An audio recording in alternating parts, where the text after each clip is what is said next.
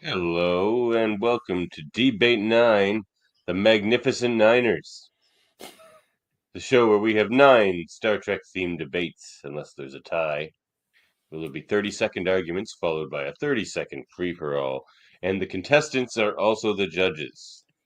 Tonight's keen minds are me, Davan, Kevin from Enterprise at 8, Deep Space 9 at 9. This is Debate 9 at 9, at least on Atlantic time right now. And Mr. Scott, everyone's favorite transporter hijinks related fella. Favorite transport accident. Nice to see you again, gents. All right. So we have 9 debates. Anyone want to go first, or I'll go first? How does that sound? We have a timer. Sounds good. All right. Is the timer turned on? Yeah, this time. All right. Got batteries in it? So, for the folly of errors on this show sometimes. There's a little clip just to start this one off. While the primary mission of the California class is second contact, Starfleet has never considered our work a top priority. Until today. I am thrilled to log that my planetary follow-up initiative has finally been given the green light by Admiral Buenamigo. So, Carol Freeman's planetary follow-up initiative, Project Swing By, where they go and basically force a second contact with planets they've had first contact with, sometimes badly, and have lost contact with. So, be it resolved, Planet Swing By is a bad idea. Scott, you will be arguing for this. Kevin, you against. 4 always goes first on this show, so Mr. Scott, your 30 seconds starts now. Project Swing By is a bad idea, not in and of itself, but the fact that it is necessary at all within an organization that should be more logistically sound, Starfleet, than they apparently are, is a major indictment of the way that the fleet works. You have a first contact, and that's it. You don't have any plan for a follow up. Awful. So the fact that it is even necessary in the first place means that it's a bad idea, and it's an indictment of the overall system of the way Starfleet handles this. All right. I can't hear a timer, Kevin. by the way. Can you hear it? I'll move it closer. How about now? Hear it now? No. You guys don't hear that? No. Oh, I got 30 seconds ingrained. Well, I'll just tell you when the time's up. I guess the noise cancellation must be getting rid of it. That sucks. Well, of course, Project Swing By is, of course, a great idea because, as Scott just said, this is how it should work. Like, this is Freeman doing something that should be already done. So, in that argument itself, it's a great idea. You can't leave all these. Why do first contact if you're not going to follow up after? Right? Like, you have to have a follow up. You have to build a relationship with these species for the that's time. Safety of the universe. So you do have to do a follow up. I don't disagree with that. Hold on, 30-second free for all. 30-second free for all. If you can't do your initial contact properly, you come back for a second contact, and it's just going to go cold again. You're going to need a project re-swing by, and then you're going to need a project let's try it again. Like, you need to have. It's indicative of a more fundamental problem within the Federation that adding in a second contact officially isn't going to solve. But it's a first step to solving the problem. It may not be the final step, but it's the first step. And you got to take that first step. As a one-time swing by is not going to do it. Oh. Kevin gets the point, but Scott almost had it with the project re-swing by. Because humor goes a lot, but it goes far with this judge. But that was close. But I mean, it is a first. Being the first step argument is pretty good. Okay, that was debate one. Why are we getting echoes randomly? You not have earphones in, Scott? No. Earphones, please. Is it We're echoing on echoing. your side? I don't hear anything. You hear it, Kevin? Yeah, I heard myself Yeah. a couple of times. Yeah, you always need headphones. All right, we'll try it. You're just gonna hear me munching ice all night, though. Then.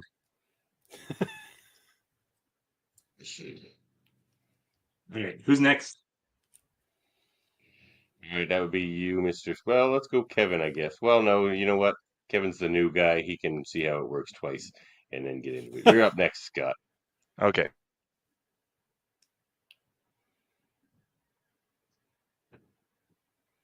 Now we can't hear Scott. Yeah, at all. Now we can't hear him at all. Can he hear us? Yeah. He can hear us, but we can't hear him. Yeah. Oh, he just has to switch because I think he switched his headset. He has to go to audio settings. Oh, wait. Say something? Hear that now? Yeah, we can hear you now. This is some good quality podcast content. Right? Well, come set it with headphones like the rest of us. All right. Go. I asked you off the okay. Be it resolved that Odo is the best example of the outsider character, something that we've seen in pretty much every series across all of Star Trek. Davan, you're a big DS9 guy, so you're going to be for this. Okay.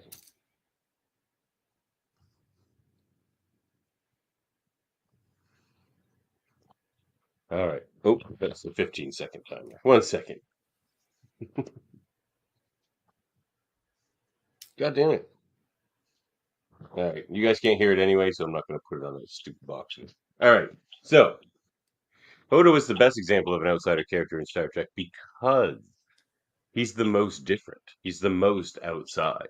We've never seen somebody who's essentially immortal like he is, and he doesn't even know who he is. So not only is he an outsider to everyone else, he's an outsider to himself. He doesn't know who he is, who his people are. You know, eventually he gets to know more about that, but even then he's deeply confused. And he's the least interested in friendships with other people. That's my time. We could actually hear the timer that time, wherever you moved. Okay. I moved it farther away. All right. So, Kevin, Odo's it was the best example of an outsider character in all of Star Trek. You're against the motion.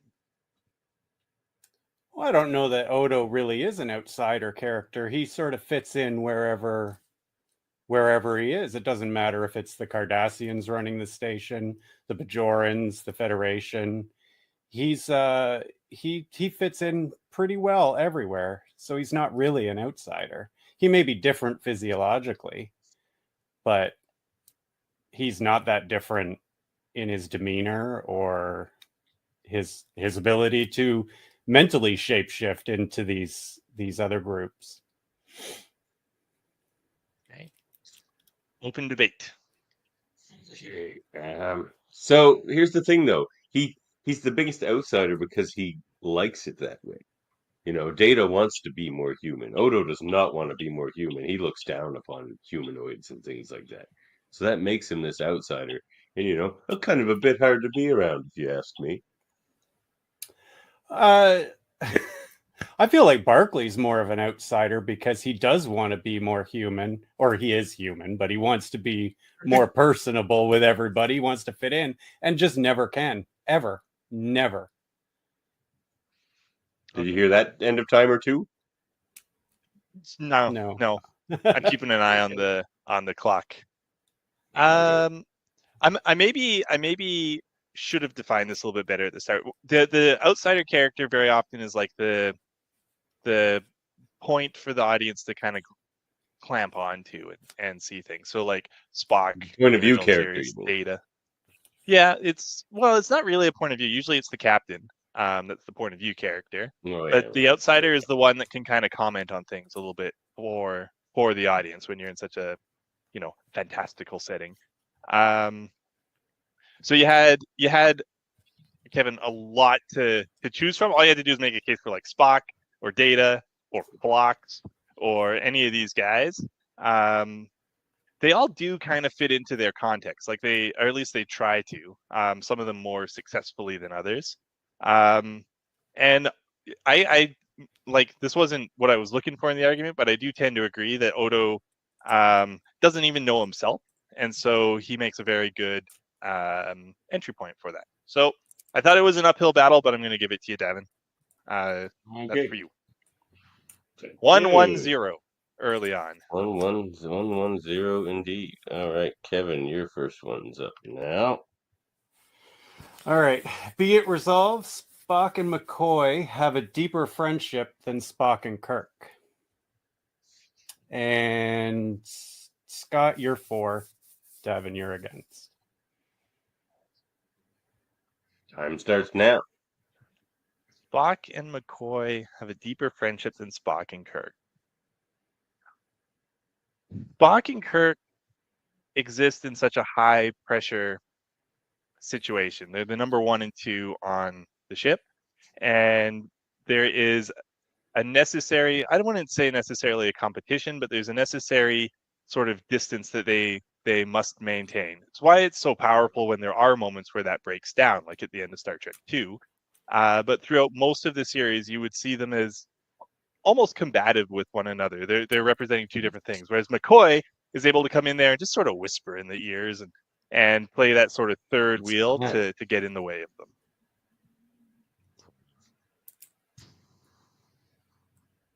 Of course it's Kirk and Spock. I mean, come on. They're like the biggest besties in all of Star Trek. Like, he will forever, for whatever it is, he'll always be his friend. No, but seriously, they're the best of friends because, unlike McCoy, who of course Spock was an adversary with, an adversarial friendship, mind you, but Kirk is somebody he really wanted to be more like, rather than as like an example of the things he doesn't quite like about humanity. Time. All right, open debate. Biggest bestie in the whole thing? What about Data and Geordi? Sure. What about... Well, we're not talking about that. We're talking about what Spock's about besties. That's your argument, is that they're the biggest besties across, and they're Mariner and Boimler. Like, there's so many that are closer friends. If that's where you're going to hang but your hat. how many of them died for their friend, as Spock did for his? Which Who is why it hits you so hard. Jeopardized their because they entire haven't been career like to go that throughout. find his friend, who he had every reason to believe was dead. But he's like, no, I must find my friend, my best friend. Die.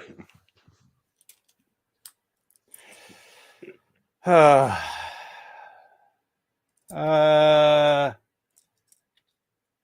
was tough. That wasn't... I don't think either of you made great points at all. No, I don't think we did either. It wasn't our strongest showing, I will say. No, it was a good question. I would say objectively, Spock and Kirk do have a stronger relationship than Spock and McCoy. You should wait till the I game disagree. before you said anything. Wow. I'm gonna give it to Davan. Okay. For enthusiasm, I guess. Yeah, yeah. Okay, yeah. 10 seconds of, well, let me tell you, you sound like Don Cherry. Oh my God, don't compare me to Don Cherry. I'd rather you compare me to his dog. All right.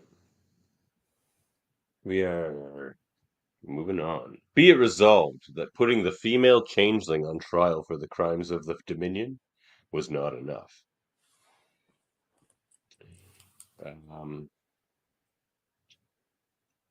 Kevin, you will be for this. Scott against. Okay. Well, of course it wasn't enough. You can't put one person on trial for all of the crimes, the war crimes that were committed. Like, what about Weyoun or even Damar? I mean, Dukat dies, but it definitely isn't enough to put one person on trial for all of that for all of the Dominion War. It wasn't only on her. I think Odo should have had some consequences. Coming after Odo too. All right. Rebuttal, Scott. So it wasn't only on her.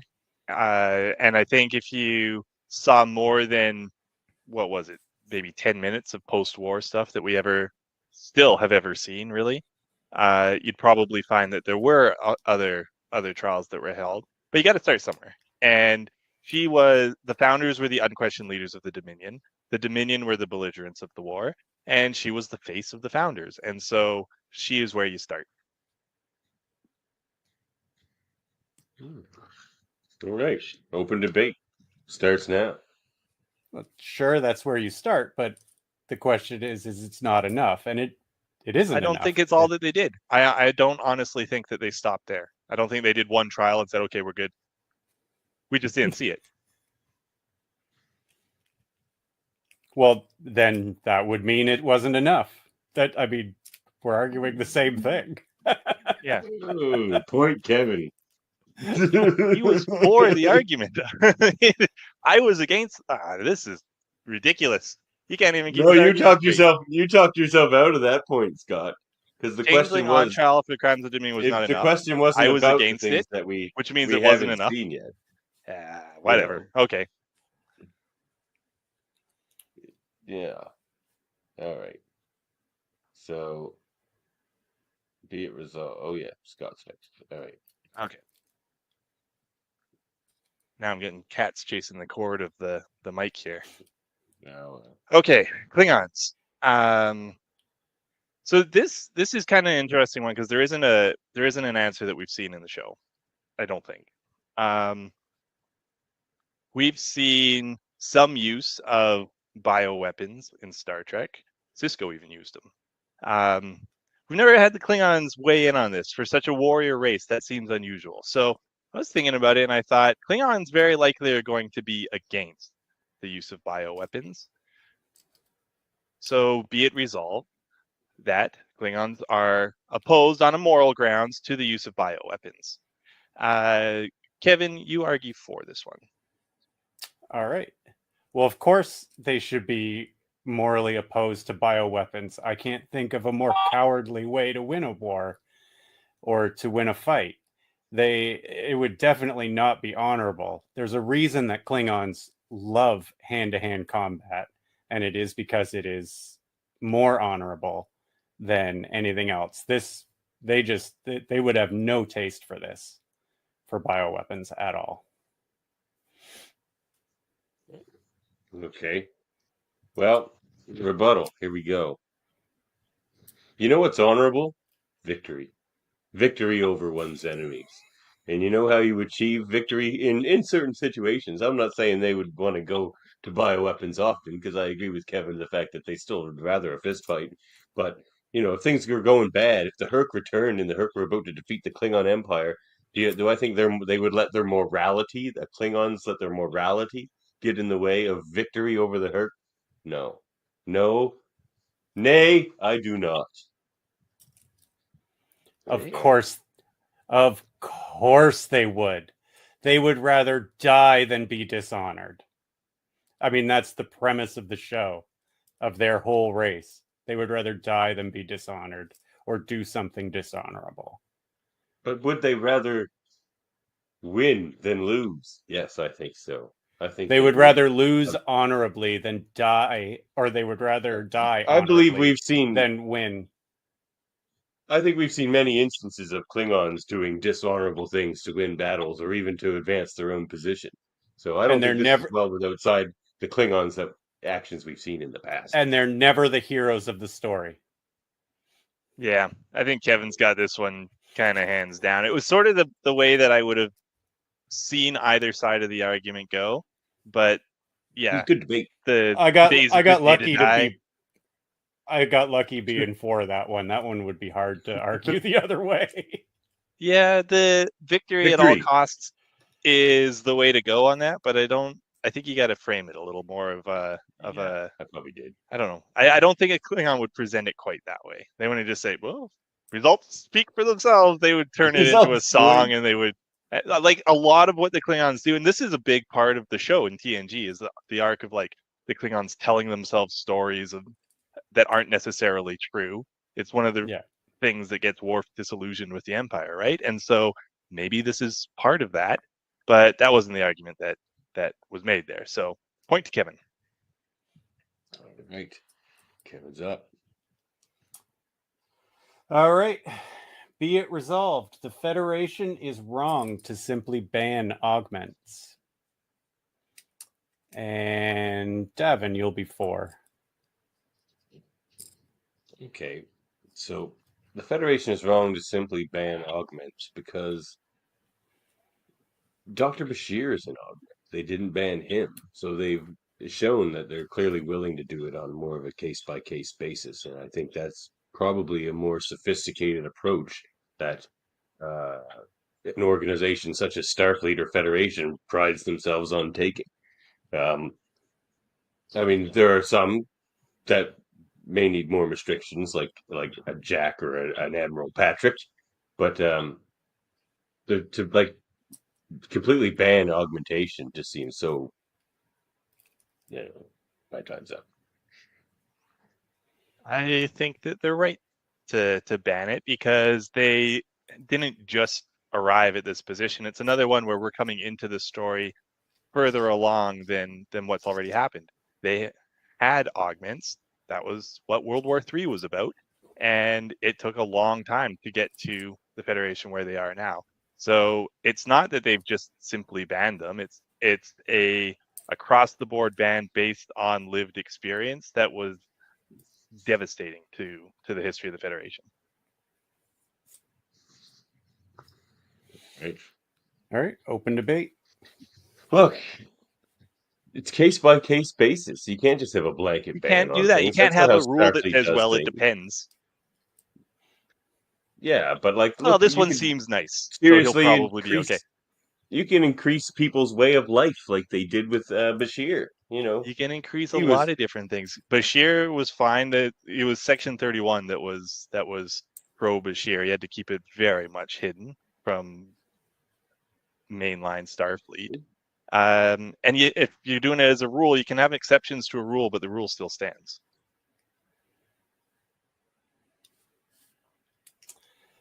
All right, I guess that's the end. Right, yeah. I'm going to give this to Scott. Mr. Scott. Back in the game. Mr. Scott. Mr. Scott takes it. Well, his name is actually Scott, so that works too. Sam says, come on. Or, this one seems nice. Is Dave hitting on us?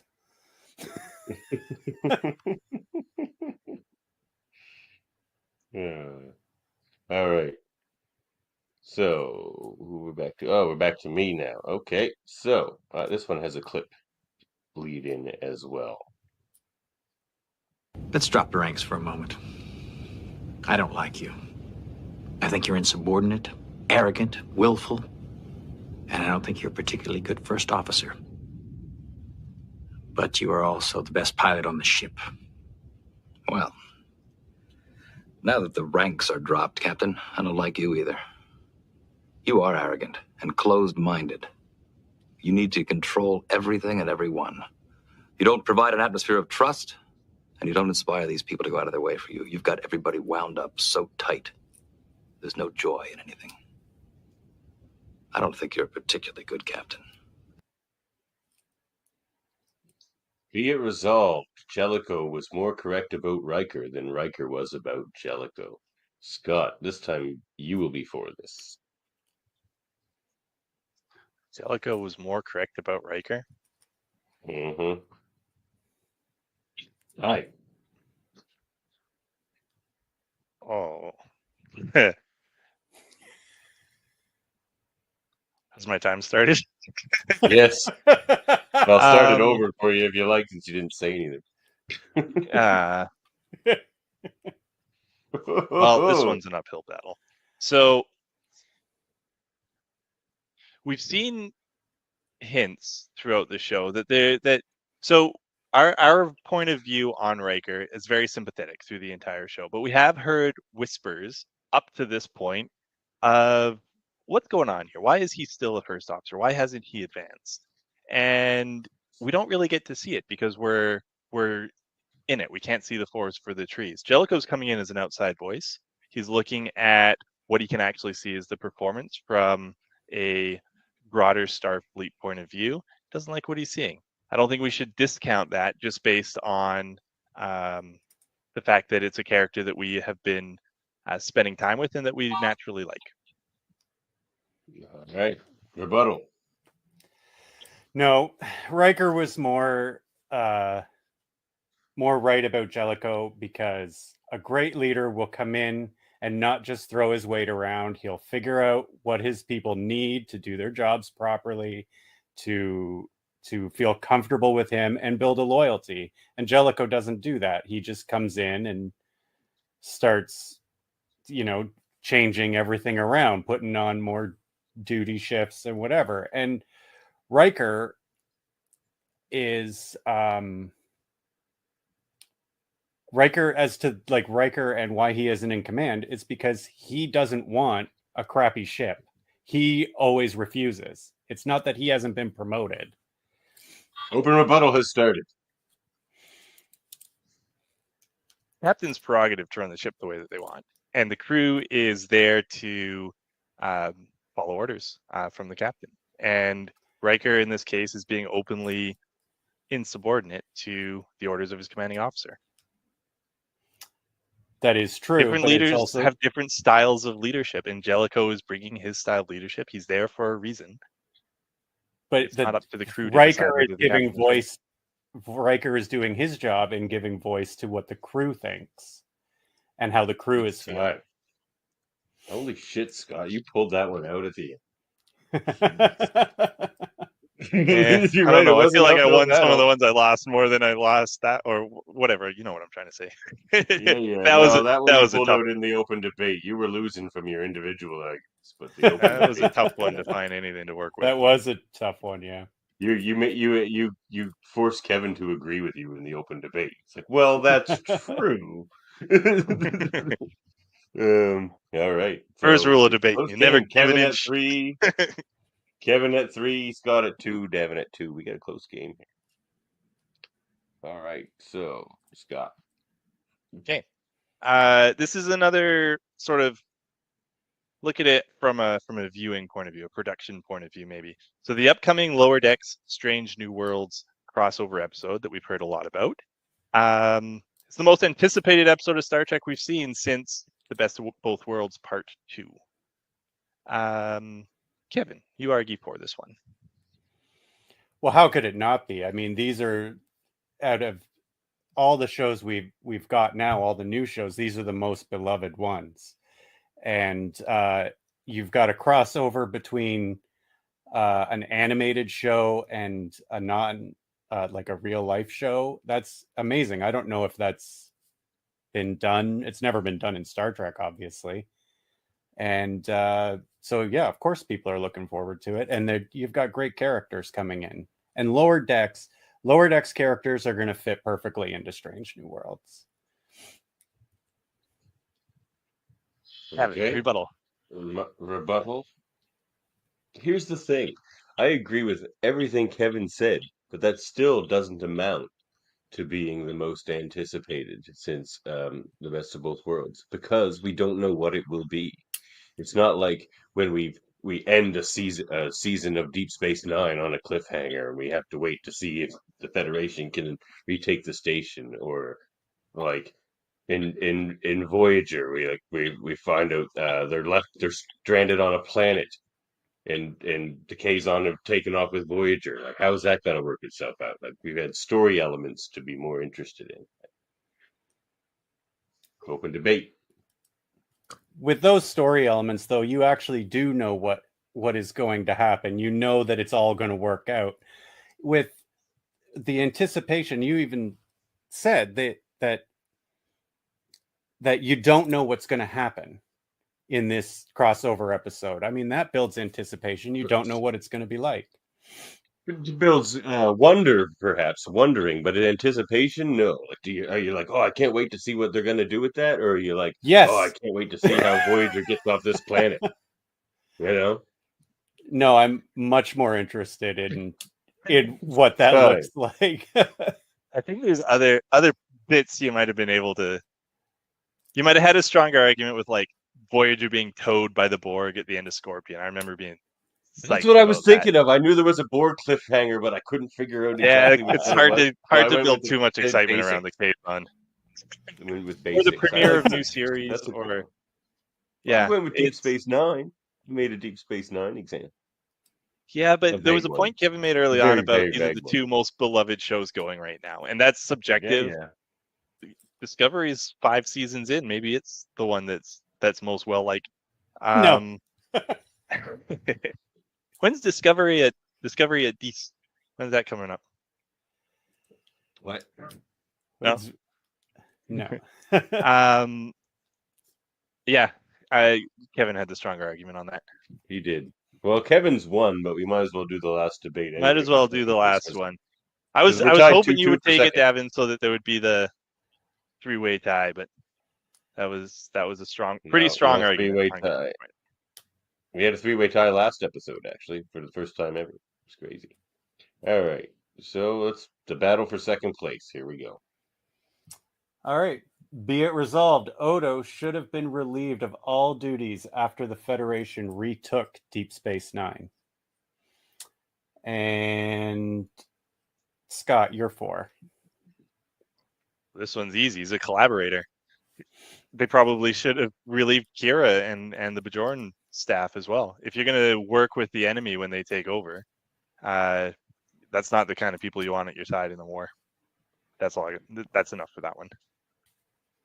Oh, wow. That's not going to be enough to defeat me, sir. Let me tell you why. Because... Best friends? They really no, like not this best friends. Because wars are extreme situations. They didn't relieve Kira. They didn't relieve Odo. They didn't relieve all these people you call collaborators because they were trying to make the best of a tough situation. They could have gone against the Dominion and got Bajor bombed, or like they were always just worried about getting the Bajorans kicked off the station. But even that, like, they had to tread carefully. And Odo, though, made perhaps one mistake while being manipulated by an enemy, but you know. So they were. I don't think Odo and Kira were in the wrong. From their point of view, they were representing Bajor. Bajor was not part of the Federation. Bajor was the owners of Deep Space Nine, or whatever you want to call it, and they were right to stay with the Dominion. But when Starfleet comes back, and you've got these folks that have been working with the enemy, you're right. War is a very extreme situation. You need to be able to count on the guy next to you, and if they're just going to flip flop, you don't want him back. The constable, because he's constant. Oh my god. All right, well, if that's not enough for him to lose out on that.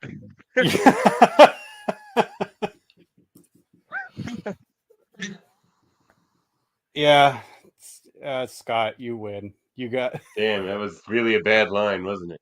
Oh, Yeah. well. That was a. Yeah. I meant consistent, not constant. But oh well. I didn't say It was a that. noble effort. Yeah. They're not. Nobody bats 1,000, Davan. Don't beat yourself up. Murphy's here. Murphy, we didn't need your question. You can't hear me anyway, I guess. No, I can hear you. I just realized how badly you need a visual timer, so I was working at that while you're gone, and I'm trying to figure out the best way of implementing it, and I think this is probably the best way to do it. You guys want to do a quick bonus round? Wow. Let's hear the question. Yeah, let's hear the question. I'm not sure how you can do a 3-way debate on a yes or no question. No, they're not yes or no questions. They're 3-way debate questions. 3-way, okay. All right, so I guess my question would have been, what quadrant of space is most dangerous to the Alpha Quadrant? Gamma, Delta, or Beta? Oh, that is a good question. Do we all get to pick one, or are you going to assign the arguments? You assign them. All Just right, I'll random, try random. them. This is like a geography question. I suck at this stuff. Mr. Scott, you'll get the Delta Quadrant. Kevin, you're gonna get the Beta Quadrant, and Davan, you'll get Gamma. And then I believe let's go with Davan first. All right. Of course, it's the Gamma Quadrant. They just fought a huge war with the Dominion in the Gamma Quadrant, and as we discussed on this very show already, they didn't really follow up with the end of that. They're like, okay, we've got one of your founders. I guess everything's okay now. Like, no, the founders are going to get all xenophobic again and come back with something bigger than a Jem'Hadar. They created the Herc. They sent in the Herc. They created the Jem'Hadar. They sent in the Jem'Hadar. What's next? What's next?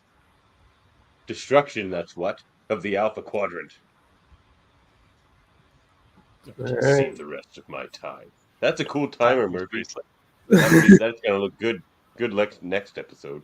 Yeah, it's a little tricky to pull off, but yeah. All right, let's go. Kevin looks like he needs time to stew, so Mr. Scott, it's gonna come to you. He's just trying to figure out who's actually in the Beta Quadrant. That's the Romulans and the Klingons, Kevin. It's the Romulans and the Klingons. Pretty much everyone other than Gamma and Delta Quadrant people. So Romulans, Klingons, Cardassians are all in the Beta Quadrant. No, Cardassians are not in the Beta Quadrant. They're on the opposite side of the Federation. No. It's the Romulans and the Klingons and the Tholians. Tholians are interdimensional. And from the map I was looking at, apparently the Cardassians are actually in the Beta Quadrant. That's what I thought. What? It's pretty much everybody but the Federation, I think. So anyways, the Delta Quadrant, I'm going to appeal to the reason here. So we have, I think, pretty much just at least one consistent all-knowing entity that we're introduced to after the original series, and that's Q. And when Q decides that the Enterprise and the Federation get a little bit too big for their britches, where does he send them? Straight into the Delta Quadrant to show them what terrors await. And of course, that's the Borg. And so if Q is the one that's going to say, I need to scare these guys, I need to show them the dangers, and I'm going to pick the Delta Quadrant, that's good enough for me. All right, cool. Well, that was a pretty good argument. Pulling out the big guns with Q and Borg. I like it. Kevin, you ready? Either that or saying one little wiener ship in Voyager was able to get through on their own. That wasn't going to work. All right. Well, you're it going to has say to that be, in the rebuttal. Has to be the Beta Quadrant because, first of all, it's right next door, and you have these species that the Federation thinks it has already had these treaties with, that it's dominated, but they're complacent. And the Romulans could turn at any moment. They could join the Klingons. If they join the Klingons, the Federation is in trouble. Ooh, solid argument, Kevin. Open debate. Give me one. I'm going to shut. Is there time for the open debate? 30 seconds. Is it 30 seconds? Okay. Oh, yeah. All right. Mine's going to be short and sweet. Boom. Here we go. Ready? One. Scott said it. The Borg aren't a threat. Voyager managed to handle them just fine all by themselves. And then they've become the Borg cooperative anyway. They're no longer a threat. There's nothing to fear from the Delta Quadrant except the Kazon. And that's laughable. And as far as the Romulans, their star blew up. The Klingons, they're all right, but they're sloppy anyway. They're easy to defeat in a large war. And really, that's the complacency I'm talking about. You know what you're getting with the Beta Quadrant. You know what you're getting with the Gamma Quadrant. The Delta Quadrant's completely unknown still. There's huge voids in the Delta Quadrant. Who knows what's lurking in there? That's the same with Gamma, I would argue. And technically they're all right. But the Gamma Quadrant, the Alpha Quadrant is protected from the Gamma Quadrant by the wormhole aliens. Whoa! That's a good argument too. That's a really good. argument. You can still get there the old-fashioned way, like you would have to get to the Beta or Delta quadrants. You can still fly there. Transwarp hubs to get to the Delta Quadrant. Yeah. They collapsed those. Set some of those up. Yeah, they blew those up. that can go It's only a both matter ways. of They can time use until the transport Federation hubs has their to own attack the transport Delta. capability. We've seen it in the future. All right. Yeah. Those are all solid arguments. I feel like, based off the arguments alone, Davan probably won just because he came in with so many examples and counter examples to the Delta and Beta Quadrant. Although, Mr. Scott, you came Scott for second place. Mr. Scott, you came in with solid guns with the Q and the Borg. I was hoping to hear a few more species. Don't No, know that much. he about the said it Delta himself. Quadrant. He's just like, unless you talk about that one ship that skirted through just fine. I'm like, you shouldn't say that. You don't know too much about the Delta Quadrant. He's doing good, and then he kind of just shot himself. You know, in the Gamma Quadrant, what you're getting. It's the Dominion, and they kind of run the show everywhere. We didn't see it, despite spending 7 seasons there. We didn't see that much of the Delta Quadrant, honestly. Saw a couple of weird planets. Saw lots of the Borg. Saw more of it than the Gamma Quadrant, though. I'd like to see more of Gamma Quadrant. Yeah, but think about the vision that we have on the Gamma Quadrant. Don't know what's there. We know it's the Dominion. We don't need to see every corner of the Dominion. They got the Gamma Quadrant locked down, the way the Federation has the Alpha Quadrant locked down. We don't know what that is in the Delta Quadrant. Could be that there's something like that, and Voyager just managed to skirt by them the whole way through. It's easy to lose one little ship in an entire quadrant. Well, our winner tonight, Kevin Millard. Fine job there, Kevin. Well done, Kevin. Fine debates. You've joined the noble ranks of Debate 9 champions. Scott and I have statues of us as well, but your statue will start being chiseled. Statue will be there, little bit lower, a little bit later, a little bit shorter. That's all right. all the statues are shorter than your statues. It's not the height of a statue that makes a great statue. That's the voice of a man with a short statue. My short 6-foot statue. Yeah, it's true.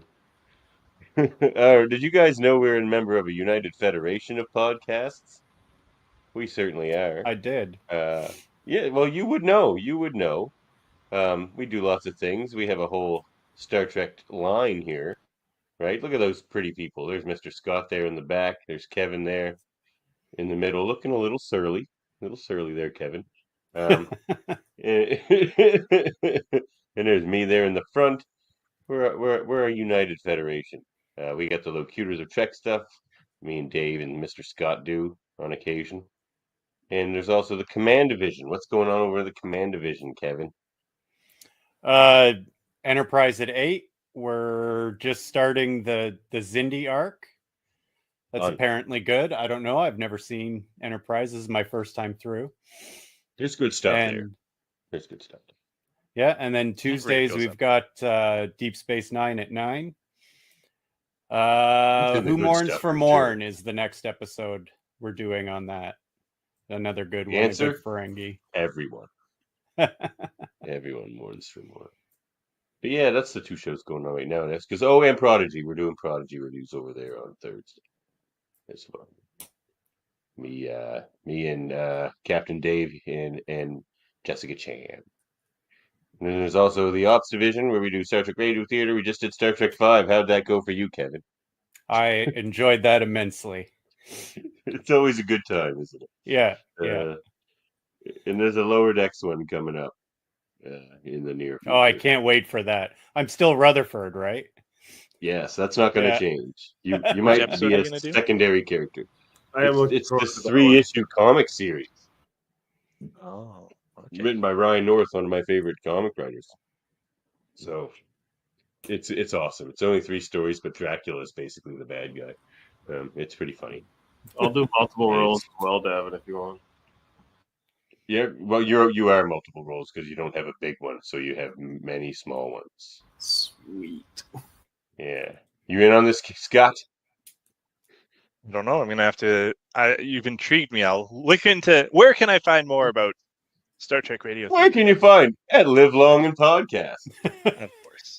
There'll be a Star Trek Radio Theater playlist. You know, there's lots of them. We did Wedge Douche. That was a good Lower Decks one. Wedge Douche is hilarious. Yeah. Like, there's a lot of running gags, too. If you listen to a lot of Star Trek Radio Theaters, you'll start to understand why the rest of us are always laughing. The Vulcan Commander coming onto the Cerritos next year. Yeah. And also we got the science division where we launch Is she probes. naked? We do trivia. Who? Oh, is she naked? Yeah, that was the gag from the last one. Is she naked? Yeah, it's good time. One of the one of the comments from the listeners is like, "What is even happening here?" Like, Yeah. What the hell is going on here? Was what the our hell first is going comment. on? Yeah, we're doing it right. Yeah, and then we of course have our Locutors of Trek brand as well. And also check out the X-Rated, the X-Men Animated Review Show. We just interviewed the voice of Storm, Alison Seeley Smith. It was awesome. And we are on to Deal with the Devil on Tuesday. Check out Graphic History's podcast. Andre's interviewing Jeff Bly, the cameraman who worked on many things such as The Shining. Check out Hold Up a Movie podcast, right, Murphy? Yeah. Check that out. We just did Christmas. Yeah, if you can, if Facebook and these other things allow you to, check out Hold Up a Movie podcast. We're working on that whole aspect. And next up is Party Movie. So, if you like partying, check it out. Check out Super Mater Brothers podcast. They are brothers!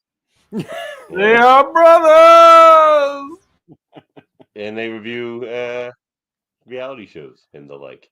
Also, check out KBBBL podcast if you want to check out Simpsons reviews and some laughs and some good times and, some science and philosophy. You'll learn a lot on that show. Even memes. We've got it all. Check out Trivia Debates. There was an episode yesterday. That was fun. I'm not going to tell you how it ended, but it ended the way it should have ended. And also check out a Hellbound podcast, a horror movie podcast with Alex Blackburn and Michael Chan. That's our entire federation for now, but it continues to grow, so who knows? And you know what? That's enough anyway. So, enough for you. A big backlog for you all to enjoy. We also did a Geek Tall Challenge recently, if you like Klingon stuff. So, any final words, fellas? Congratulations, Kevin. Thank you. It was fun. I enjoyed it. Good. I think at least it's my favorite show. I think it's the one that's the most fun for me.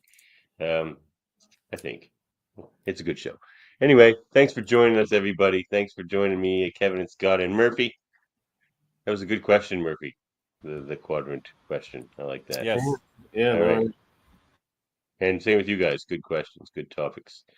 All right, let's boogie. I'm rambling at this point.